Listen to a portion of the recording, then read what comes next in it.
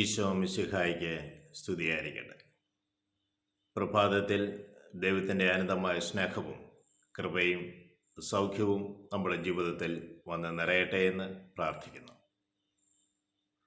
പൗലോസ് ശ്ലീഹ തിമോഥെയോസ്കാർക്ക് എഴുതിയ 2 ലേഖനം 1 അധ്യായം 9 തിരുവചനം നമ്മളോട് ഇപ്രകാരം പറയുന്നു: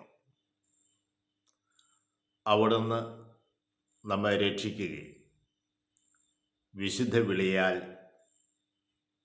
നമ്മളെ വിളിക്കുകയും ചെയ്തിരിക്കുന്നു. അവിടുന്ന് നമ്മളെ രക്ഷിക്കുകയും വിശുദ്ധ വിളിയാൽ നമ്മളെ വിളിക്കുകയും ചെയ്തിരിക്കുന്നു. അത് നമ്മുടെ പ്രവൃത്തിയുടെ ഫലമായിട്ടല്ല. ദൈവത്തിൻ്റെ തിരഞ്ഞെടുപ്പും വിളിയും അത് നമ്മുടെ പ്രവൃത്തിയുടെ ഫലമായിട്ടല്ല എന്ന് നമ്മളോട് പറഞ്ഞു വെക്കുകയാണ്. പിന്നെയോ തൻ്റെ ഉദ്ദേശത്തെ മുൻനിർത്തി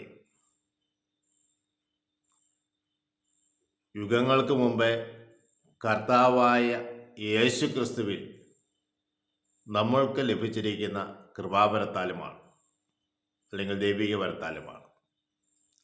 ദൈവം നമ്മൾ ജനിക്കുന്നതിന് മുമ്പ് തന്നെ നമ്മളെക്കുറിച്ച് പദ്ധതി തയ്യാറാക്കിയിട്ടുണ്ട്.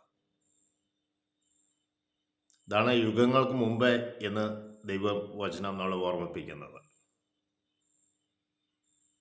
ദൈവത്തിൻ്റെ ദൃഷ്ടിയിൽ നമ്മൾ വിലയുള്ളവരാണ് എന്ന് ദൈവം നമ്മൾക്ക് കാണിച്ചു തരികയാണ്. ഇന്നുള്ളൊരു തിരഞ്ഞെടുപ്പല്ല, യുഗങ്ങൾക്ക് മുമ്പേ കർത്താവായ യേശു ക്രിസ്തുവിൽ നമ്മൾ തിരഞ്ഞെടുത്തതാണ്. കൃപാവരം നമ്മളിലേക്ക് ലഭിച്ചിട്ടുമുണ്ട്. അതിനാൽ ദൈവത്തെ മഹത്വപ്പെടുത്തുകയും ദൈവത്തിന് വിളിക്കനുസൃതമായ ജീവിതം കാഴ്ചവെച്ച് മുന്നോട്ട് പോകുവാനും ദൈവവിളിയിലേക്ക് പ്രവേശിച്ച ഏതൊരു വ്യക്തിക്ക് വേണ്ടിയും മാതാപിതാക്കളും ബന്ധുമിത്രാദികളുമെല്ലാം നിരന്തരം പ്രാർത്ഥിക്കുകയും ചെയ്യണമെന്നും ഓർമ്മിപ്പിക്കുന്നു.